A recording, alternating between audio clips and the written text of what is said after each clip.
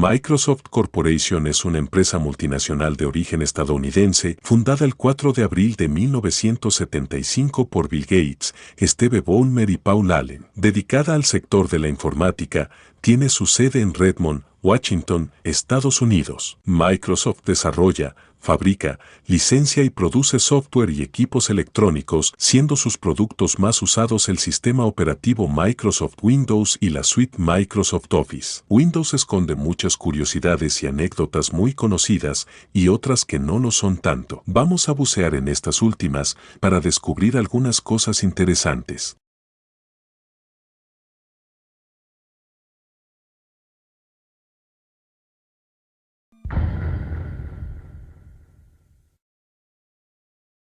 La primera mención de Microsoft fue en 1975 en una carta enviada por Bill Gates al cofundador Paul Allen.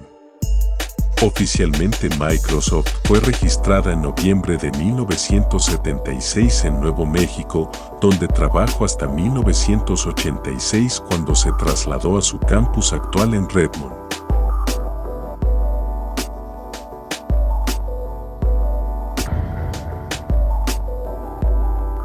Muchos conocen parte de esta curiosa anécdota sobre Bill Gates. Cuando era joven, fue arrestado en Silicon Valley. Un evento que fue conmemorado con una de esas magníficas fotos policiales que tanto nos gusta ver de los famosos. La fotografía en cuestión muestra a un Bill Gates de 1977 luciendo una sonrisa de oreja a oreja y una mirada rebelde característica de su edad. Obviamente, la imagen ha generado todo tipo de teorías y leyendas sobre el motivo de su arresto que van desde el uso de las drogas al hackeo de algunos sistemas. Sin embargo, y como era de esperar, todo esto son leyendas urbanas y la verdadera historia detrás de la imagen no es tan apasionante y es mucho más anecdótica. Por lo visto, la mente detrás de Microsoft no era demasiado prudente en la conducción y había sido multado en más de una ocasión. Primero, en 1977 en Bellevue, Washington, donde se pasó una señal de "stop", y un año después también fue detenido en Nuevo México por conducir sin licencia un Porsche 911 que se había comprado gracias a la solvencia de su empresa. Hace no mucho que el propio magnate afirmó que el arresto se produjo después de recibir 3 multas por manejar a alta velocidad en un viaje de Albuquerque a Seattle cuando estaba trasladando su compañía, motivo por el cual seguramente se le veía tan feliz en las fotos que tomó la policía. De todos modos, es evidente que nada de eso frenó su afición y pasión por el automovilismo. De hecho, tiene una colección compuesta por muchos Porsches y entre los que destaca el tradicional Ford Focus con el que muchas veces se le ha visto viajar.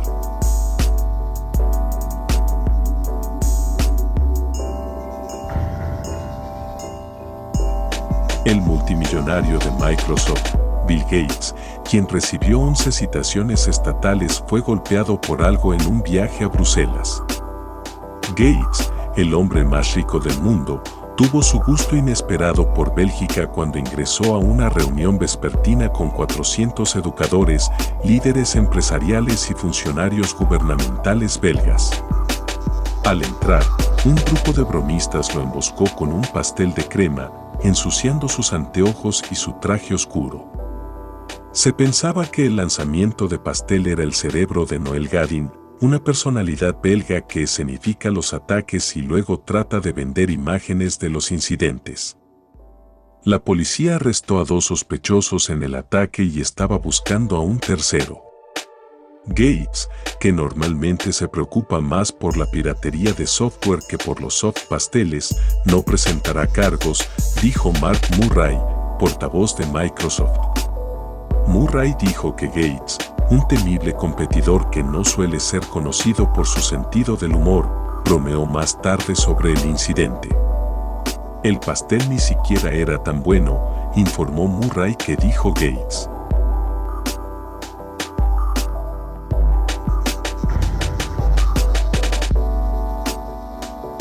Esta demanda siguió su curso hasta enero de 1998 cuando Microsoft, con el fin de evitar escalar el conflicto, acordó la firma de un acuerdo en el que se comprometía a brindar la libertad a los fabricantes de computadores personales de instalar su sistema operativo sin necesidad de incluir Internet Explorer. La tensión no disminuía y el conflicto estaba latente. El 18 de mayo de 1998 el Departamento de Estado junto con otros 20 estados americanos interpusieron una demanda apoyada en la Ley Sherman o Ley Antimonopolio contra Microsoft por violar las leyes de libre competencia y abuso de posición dominante, Departamento de Justicia. Los argumentos del Departamento de Estado y los demás demandantes estaban reflejados en el origen mismo de Microsoft. Los hechos relevantes reflejan el dominio que adquirió la compañía cuando los fabricantes de computadores personales comenzaron a usar procesadores de Intel y replicar los modelos inicialmente comercializados por IBM, los cuales para su uso requerían necesariamente del sistema operativo de Microsoft, MS-DOS y Windows. Semejante barrera de entrada es el segundo argumento principal de los demandantes para sustentar sus alegaciones contra Microsoft y por último, el tercer argumento principal es el daño que causa la posición dominante de Microsoft para el desarrollo de la competencia. Los precedentes incluían la adquisición de Seattle Computer Products, de quien adquirió los derechos para comercializar el sistema DOS que luego se convertiría en MS-DOS, el intento de adquirir Intuit, compañía que comercializa software financiero, y las inversiones en Apple y otras compañías del mercado. El juicio inició oficialmente en octubre de 1998 y duró un año hasta noviembre de 1999 cuando el juez anunció sus hallazgos preliminares y concluyó que Microsoft sostenía poder monopólico y lo usaba para atender contra la voluntad de los consumidores, la competencia y demás actores del mercado.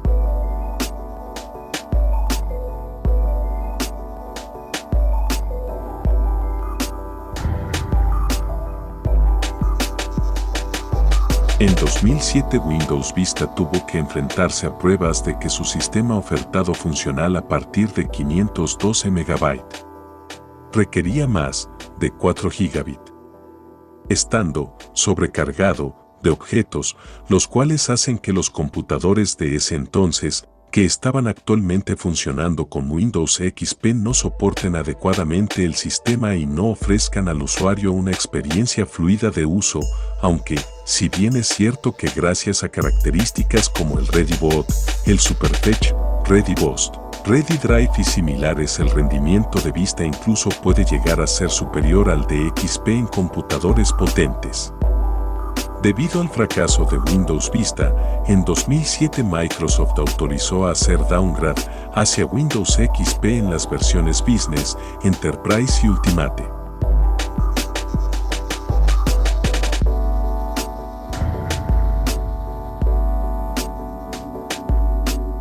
El principal problema fue que Windows 8 venía por defecto diseñado para pantallas táctiles. Pero claro, la mayoría de usuarios que actualizaron a Windows 8 usaban ratón y teclado. De ahí que acciones tan simples como apagar el PC se convirtiera en una odisea al no encontrar la opción en los menús disponibles. A esto se le unió que muchas de las aplicaciones por defecto y las que surgieron después venían diseñadas para entornos móviles o táctiles con funciones limitadas desde el punto de vista del usuario de escritorio.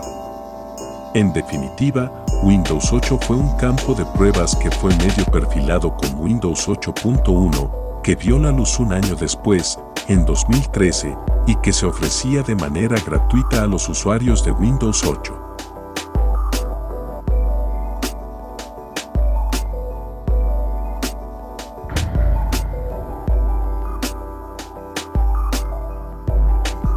El efecto 2000, también conocido como Y2K. Es un bug o un error de software que se temía que tuviese letales consecuencias y que trascendiese más allá del mundo de la informática a finales del siglo XX. Estaba basado en la idea de que, una vez diera comienzo el nuevo milenio, los ordenadores lo marcarían como año 00, retrocediendo, de este modo, hasta el 1900. Para ese momento se llevaron a cabo muchas medidas. Más de 60.000 programadores del mundo trabajaron en ello, se dedicaron a revisar los sistemas, a comprobar que el software era tolerante al efecto 2000. ¿Qué pasó en realidad? No mucho. En España, unos parquímetros no dejaban salir a los coches porque la diferencia entre el año 2000 y los últimos minutos del año 99 era un número negativo. Unas bibliotecas en Estados Unidos cobraron a sus clientes lo equivalente a 100 años. No pasó nada porque se invirtió mucho dinero, explica el ingeniero. Sin embargo, de no haber estado preparados, el desastre habría sido fatal. Podría haber sido imposible retirar dinero del cajero del banco, como en la serie Years y Years, porque la libreta habría tenido menos 99 años. Los aviones con sistemas de navegación podrían haber perdido el rumbo. Los contadores eléctricos podrían haber enviado facturas millonarias. Si pasabas al año 2000 y las fechas se calculaban con 2 dígitos, consideraban que tú tenías 99 años de antigüedad en un recibo. Podría haber sido caótico. Las grandes empresas se pusieron muy serias.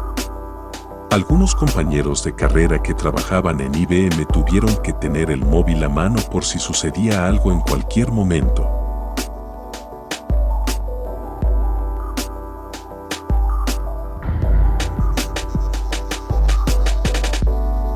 Aunque en su momento Windows Phone fue considerado como una alternativa muy prometedora a Android y iOS, algunas malas decisiones llevaron a que el sistema operativo de Microsoft desapareciera por completo, y un ex ingeniero de Nokia, que trabajó en Microsoft cuando la empresa compró la división móvil, habló al respecto sobre el por qué Microsoft terminó matando su sistema operativo.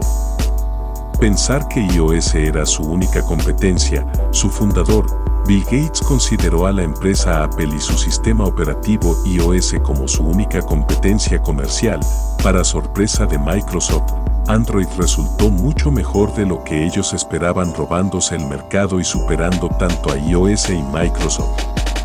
Malas decisiones de su CEO, Steve Ballmer, además de no tomar decisiones correctas que impulsaran un mejor desarrollo y evolución del Windows Phone. Steve Ballmer carecía de buenas relaciones con personal laboral claves de otras empresas y desarrolladores de aplicaciones que ya se encontraban disponibles en iOS y Android.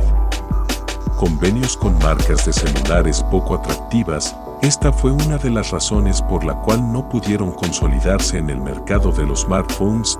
Las marcas que operan en los Windows Phone no eran llamativas para su público. Falta de identificación. Los usuarios de Windows Phone nunca se identificaron con el sistema operativo. Al no ofrecer nada extraordinario al de su competencia, los usuarios preferían continuar consumiendo productos de Android y iOS. Con el paso del tiempo, Windows Phone fue cayendo estrepitosamente hasta que sus propios desarrolladores asumieron el fracaso, haciendo del dominio público que el sistema operativo de Microsoft dejaría de dar soporte a los Windows Phone.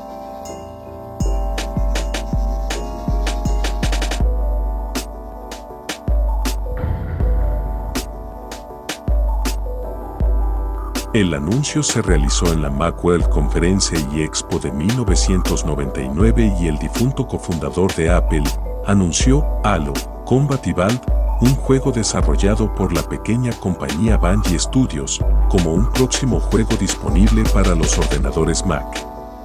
Estamos empezando a ver que algunos grandes juegos regresan a la Mac, dijo Jobs en 1999, promocionando su próximo anuncio. Pero este es uno de los mejores que he visto. Este juego se enviará a principios del próximo año desde Bungie, y esta es la primera vez que alguien lo ve. Sin embargo, Halo no llegó nunca a macOS. El juego se mostró un nuevo tráiler en la Electronic Entertainment Expo 2000 y atrajo mucha atención al posicionarse como un shooter en primera persona muy innovador.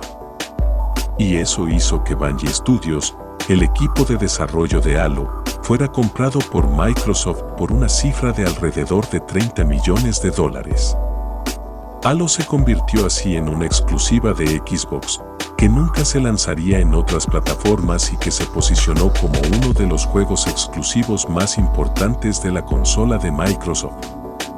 Esto trastornó los planes de Apple de contar con un juego muy importante en sus Mac.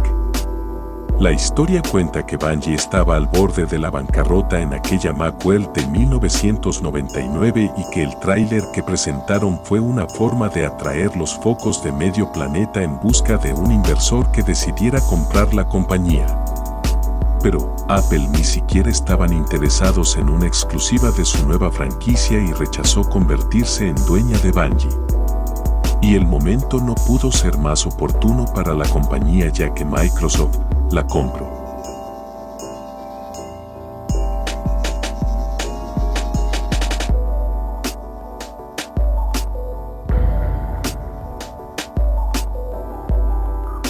El fondo de pantalla por defecto de Windows XP tiene una gran historia detrás.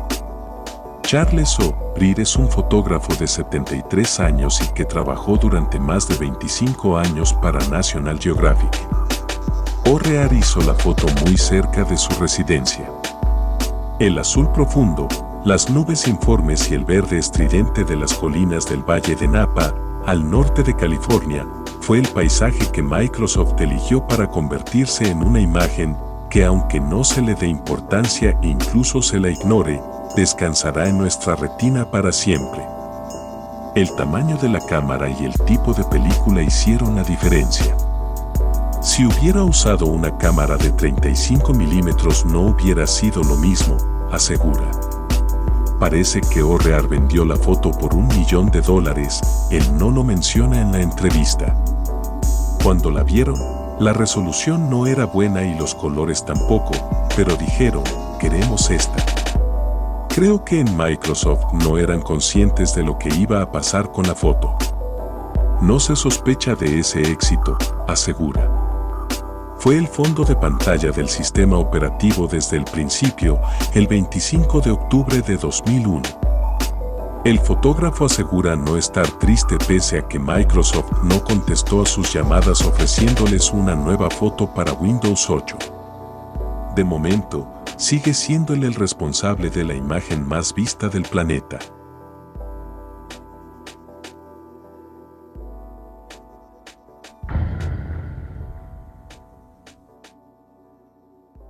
Mac o Windows, ¿quién fue el inventor de la interfaz gráfica?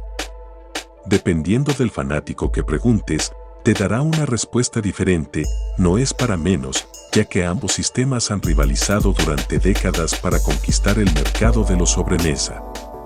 Bill Gates. Ahora que está libre de las obligaciones con la compañía que fundó, Gates está dedicando su tiempo libre a beneficencia, a cambiar el mundo poco a poco y a responder. La pregunta más destacada para los aficionados a la informática fue sin duda, ¿copiaste a Steve Jobs o él te copió a ti? Hace una década esa pregunta tal vez hubiera obtenido una no respuesta, intentando evitar el tema. Durante mucho tiempo, la rivalidad de Windows y Mac, Gates y Jobs, se asemejaba a la de las religiones. La pregunta se refería, por supuesto, a quien había inventado la interfaz gráfica para ordenadores, quien había creado el ordenador personal tal y como lo conocemos hoy. La duda viene porque en 1983, tanto Apple como Microsoft presentaron sendos sistemas con interfaz gráfica. Apple lanzó el Apple Lisa en enero de 1983, que incluía el Lisa Office System, el entorno gráfico predecesor de OS X y Mac OS de la actualidad. Pese al tiempo que ha pasado, la interfaz no ha cambiado mucho desde entonces, ya entonces tenía una barra de menú superior, que mostraba accesos a funciones y acciones. Por su parte, Microsoft presentó Windows 1.0 en noviembre de 1983, si bien no llegó al mercado hasta 2 años después. Se trataba de un entorno que se ejecutaba encima del sistema operativo MS-2, y de nuevo nos encontramos con elementos que asociamos con Windows desde entonces, como la barra de tareas inferior. Según cuenta la leyenda, apoyada por el libro Revolution in the Valley, Cuando Steve Jobs se enteró del anuncio de Windows 1.0, ordenó a Gates que se presentase en su oficina. Cuando Gates llegó, en solitario y en territorio enemigo, Jobs se tiró a por él, gritándole y acusándole de robarles. Fue entonces cuando la rivalidad entre Jobs y Gates se convirtió en la comidilla de todo Silicon Valley. Entonces, ¿cuál es la verdad? Resulta que ni Windows ni Lisa fueron los primeros entornos gráficos. Ese honor recae en el Xerox Alto, desarrollado por Xerox PARC y vendido en 1973, 10 años antes de la polémica. Alto fue el primer ordenador con interfaz gráfica de usuario, con muchas de las características que tiene cualquier ordenador actual, por ejemplo, los programas divididos en ventanas independientes que ocupaban diferentes partes de la pantalla. También tenía iconos en un escritorio, así como menús. Las unidades fabricadas eran usadas en las propias oficinas de Xerox. No fue hasta 1981 que salió el Xerox Star, el primer ordenador comercial con interfaz gráfica, pero incluso entonces no se vendieron muchas unidades por su elevado precio. Tanto Microsoft como Apple contrataron a gente proveniente de Xerox PARC, y por lo tanto es lógico que tuviesen esa influencia. La postura de Gates es que ninguno de los dos violó los derechos de propiedad intelectual de Xerox, sino que su trabajo les enseñó el camino de Mac y Windows. O como Bill Gates le dijo a Steve Jobs: es como si ambos tuviésemos un vecino rico llamado Xerox, yo entrara en su casa para robar el televisor y me diese cuenta de que tú lo habías robado antes.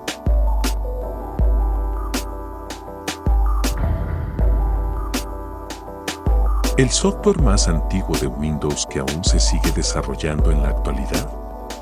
Lo lógico sería pensar en alguna herramienta nativa del sistema. Quizá el explorador de archivos, el bloc de notas, la papelera o algo similar. Pero no. El software para Windows más antiguo actualmente en desarrollo es el simulador de vuelo Microsoft Flight Simulator, que nació 3 años antes que Windows. El primer Flight Simulator fue desarrollado por Bruce Hardwick en 1977 a través de su compañía SubLOGIC Corporation.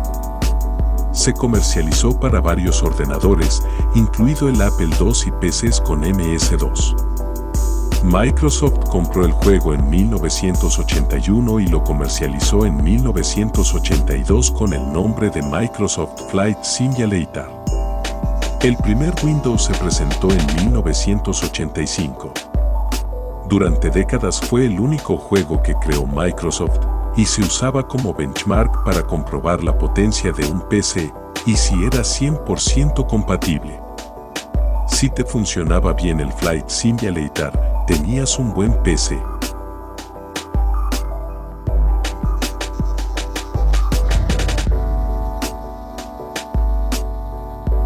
En las entrevistas de trabajo, la compañía tiene la reputación de preguntar cosas extrañas con objetivo de evaluar la creatividad de sus candidatos. No preguntan cómo te ves en 5 años, sino cómo diseñarías una cafetera para ser usada por astronautas. La mayoría están relacionadas con aspectos de software. Si un empleado logra patentar algo, la compañía le obsequia con una placa y $1,500.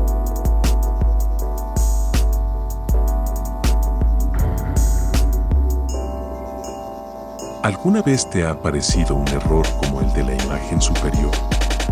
Eso es porque has intentado crear un archivo o carpeta con un nombre prohibido en Windows, algo que no es raro y que tiene una explicación lógica. Hay ciertas palabras o combinaciones que están asociadas, según la sintaxis de Windows, a un parámetro concreto, unidad o dispositivo e incluso a algún protocolo, tan solo se pueden utilizar mediante la consola de comandos de Windows. Por ejemplo, LPT1 son uno de los puertos que se usan para conectar impresoras y tampoco se puede usar. A continuación, la lista de todas las palabras conocidas que no se pueden utilizar a la hora de crear archivos o carpetas por su restricción en Windows son las siguientes: con, PRN, AUX, Clock Dollar, NUL, COM1, COM2, COM3, COM4, COM5, COM6, COM7, COM8 y COM9. LPT1, LPT2, LPT3, LPT4, LPT5, LPT6, LPT7, LPT8, LPT9.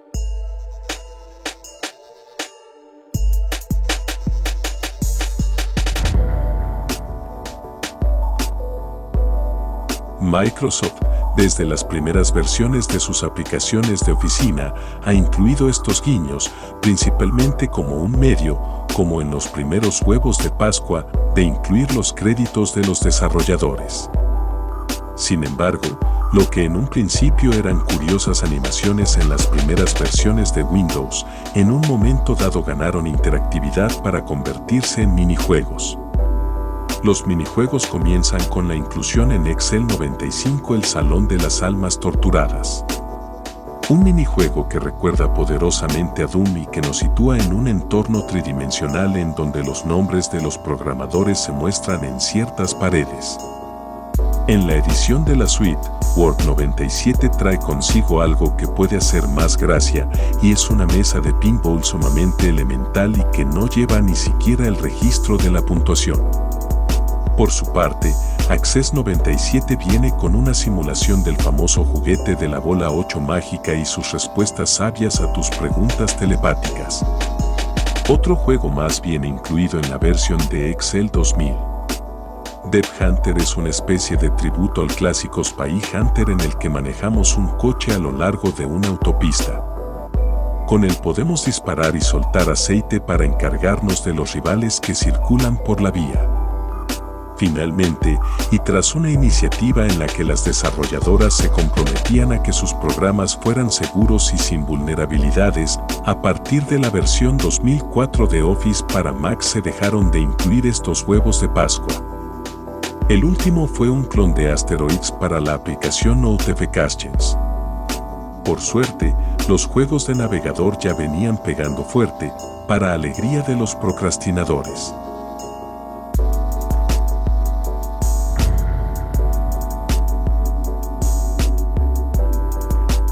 El mes de julio del año 2019 bajo la marca Lynx, aunque parecería una broma del Día de los Inocentes, la realidad no es así, y es que la división de Xbox se ha aliado con G-Fuel de Gamma Labs, que es la empresa responsable de productos de Excel, para crear un nuevo jabón de baño, champú y desodorante con la marca Xbox.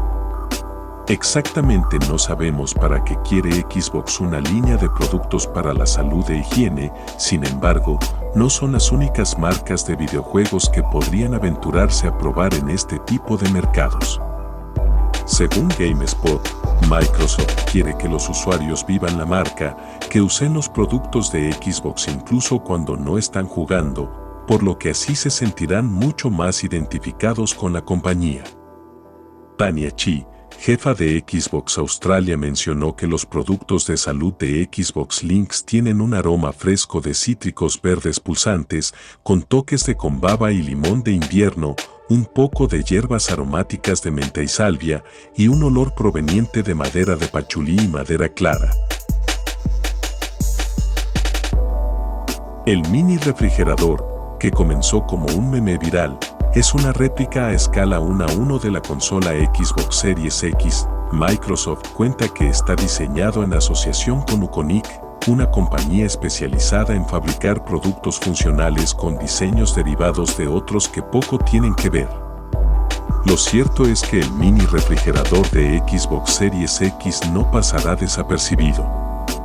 Sus luces LED y su auténtico parecido con la consola de Microsoft harán que cualquier persona se sorprenda al verlo por primera vez. Pero no todo se trata de diseño, también es una nevera completamente funcional. Tiene capacidad para 12 latas de bebida y cuenta 2 estantes en la puerta.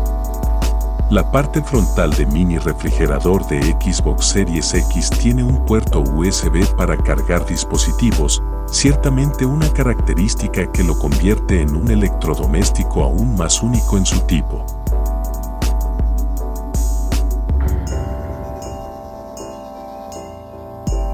El director de Hardware.co explica la causa real del famoso anillo rojo de la muerte de Xbox 360, uno de los errores de consolas más célebres de la historia.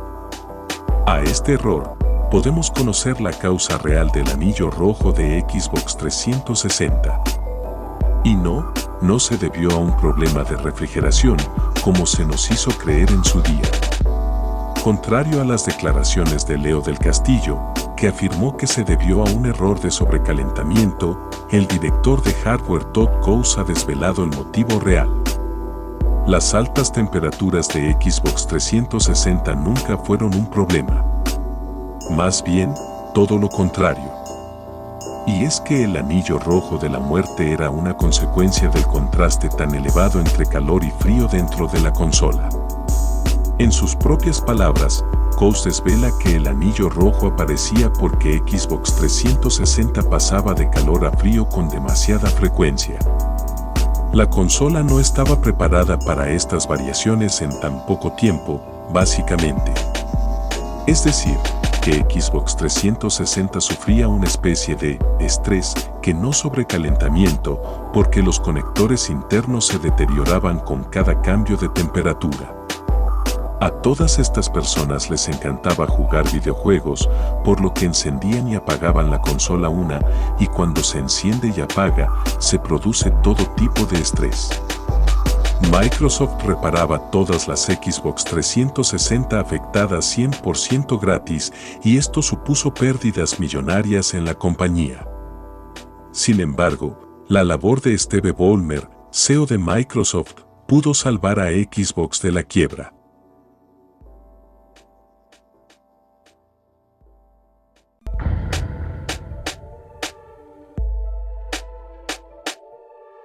Longhorn fue el nombre en clave de un nuevo sistema operativo Windows que acabó llamándose Windows Vista. Sin embargo, el hecho de que a mitad de desarrollo Microsoft decidiera reiniciarlo por completo para empezar desde cero lo ha convertido en todo un mito dentro del mundo de la informática. La historia de Windows Longhorn empieza tras el lanzamiento de Windows XP. El proyecto en principio solo iba a ser una actualización menor para Windows XP, una especie de actualización intermedia entre XP y otro proyecto llamado Blackened, que más adelante se retomaría con el nombre Vienna y acabaría convirtiéndose en Windows 7. Pero según avanzaba su desarrollo iba recibiendo más y más funciones e innovaciones y finalmente decidieron que se convirtiese en la próxima versión de Windows. En octubre del 2003 Microsoft anunció el desarrollo Windows Longhorn durante una conferencia para desarrolladores, asegurando que llegaría para el año 2006. El principal objetivo con esta nueva versión era el de mejorar el estado de la seguridad en sus sistemas operativos, ya que las vulnerabilidades fueron las mayores críticas hacia XP y sus predecesores. También incorporaría el ambicioso sistema de archivos WinFS, uno de sus caballos de batalla, así como el subsistema gráfico Avalon, el modelo de programación WinFX o la nueva arquitectura de comunicaciones Indigo. Otro de los aspectos más llamativos de este proyecto era su propia interfaz de usuario. Tenía aún varias formas curvadas en sus ventanas e iconos que recordaban a Windows XP, pero añadían novedades como una barra lateral derecha y una gran cantidad de opciones. Bill Gates estaba especialmente orgulloso del sistema de archivos WinFS, ya que con él quería que los usuarios pudieran rastrear todo su ordenador en busca de cualquier archivo en el que hubieran trabajado en relación a temas concretos. Una especie de buscador temático que eliminara la necesidad de ir buscando en cada carpeta. El desarrollo del nuevo sistema operativo fue avanzando y fue demostrando tener una gran inestabilidad con numerosos bugs y errores. Tal y como el desarrollador Wes Miller contaba en Quora hace unos años, Longhorn tenía toneladas de herramientas, pero no tenía una propuesta cohesiva que los consumidores o empresas fueran a entender. Había demasiadas herramientas sin relación entre ellas. Para 2004 ya era evidente que algo iba mal. El sistema operativo seguía teniendo serios problemas de estabilidad y numerosos bugs que no terminaban de solucionarse. Esto provocó problemas y divisiones internas en la propia Microsoft, y todo acabó llevando a que en agosto del 2004 decidiesen reiniciar su desarrollo. El proyecto seguiría siendo el mismo, solo que pasarían a trabajar sobre el código de Windows Server 2003 Service Pack 1 en vez de sobre el de Windows XP. Con esta decisión Longhorn cambió de rumbo, y esta nueva dirección le llevó a convertirse en el Windows Vista que tan malos resultados le dio a Microsoft. Finalmente, y no sin retrasos extra, en julio del 2005 el proyecto Longhorn pasó a llamarse Windows Vista, que llegó al mercado a finales de enero del 2007.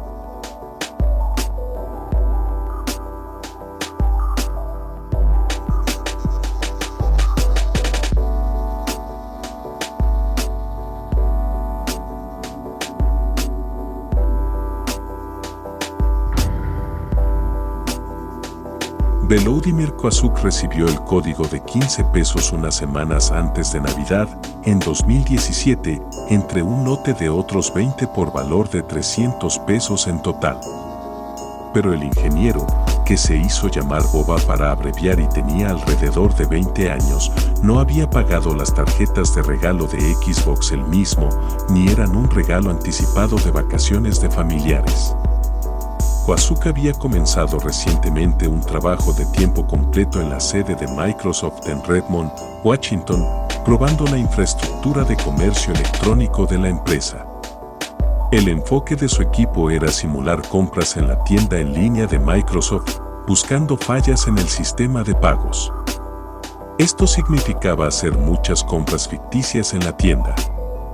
Si Kwasuk agregara una computadora a su carrito de compras, usaría una tarjeta de crédito falsa que Microsoft le había proporcionado, completaría la transacción y documentaría cualquier error.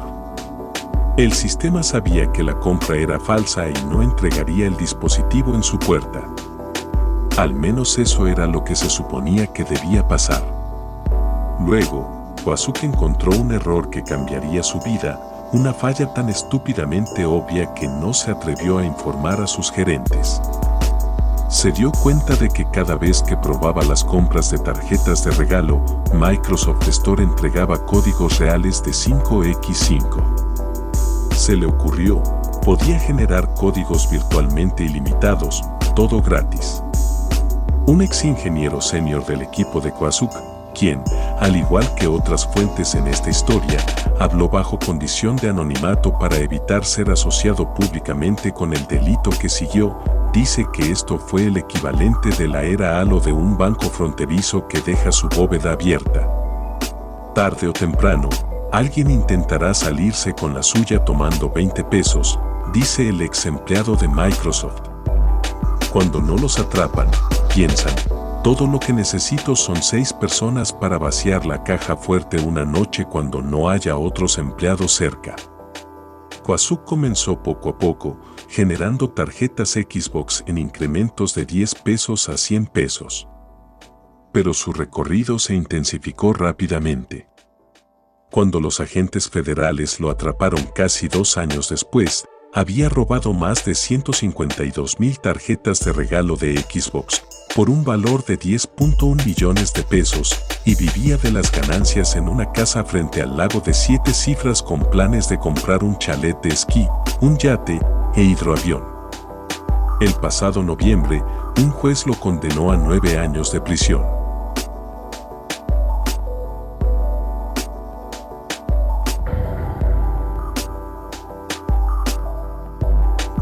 Para nadie es un secreto que la consola no tuvo un buen lanzamiento ni ofreció el enfoque que muchos jugadores esperaban.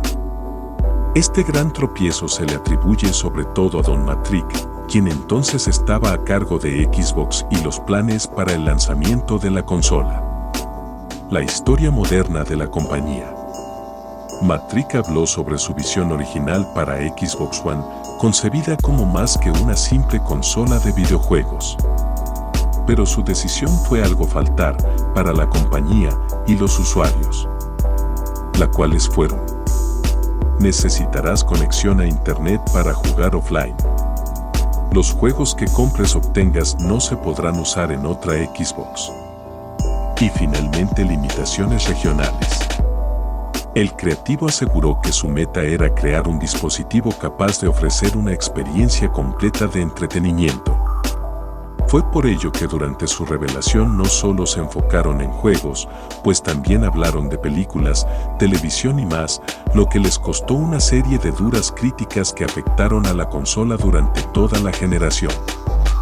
Queríamos un dispositivo amplio que tocara todas las partes del gaming y el entretenimiento. Que nuestro equipo pensara no solo en los juegos, sino también en la televisión, las películas, las historias que vivían dentro de nuestra comunidad de jugadores, era algo en lo que creía, afirmó Mattrick. Aceptó que cometió algunos errores durante su carrera en Xbox y afirmó que pudo haber hecho un mejor trabajo para que la gente supiera que realmente estaban comprometidos con la excelencia en los juegos. También habló de las críticas que recibieron por parte de la comunidad y la prensa cuando dieron a conocer su estrategia.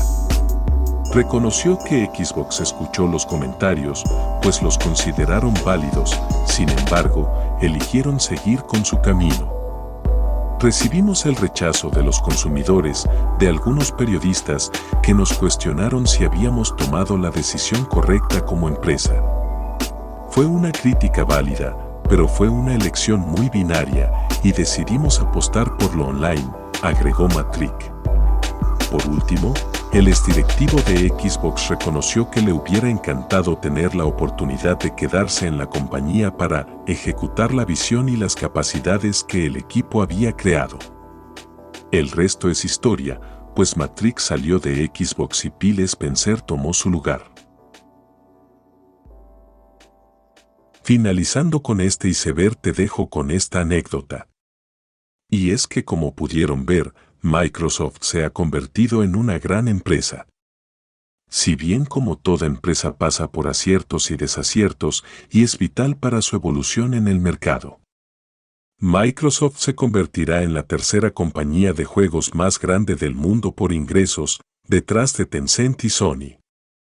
Hoy en día estamos acostumbrados a convivir con productos de Microsoft en el que usamos diariamente. Y es que Microsoft Windows, según las estadísticas, continúa siendo el sistema operativo para desktop más usado, con un porcentaje, en el año 2019, del un 77,83%. Más de 60 puntos porcentuales sobre el sistema operativo OS X. Espero que este video te haya gustado. Doy por finalizado este iceberg. Mi nombre es Chad Elich y nos veremos pronto. Hasta luego.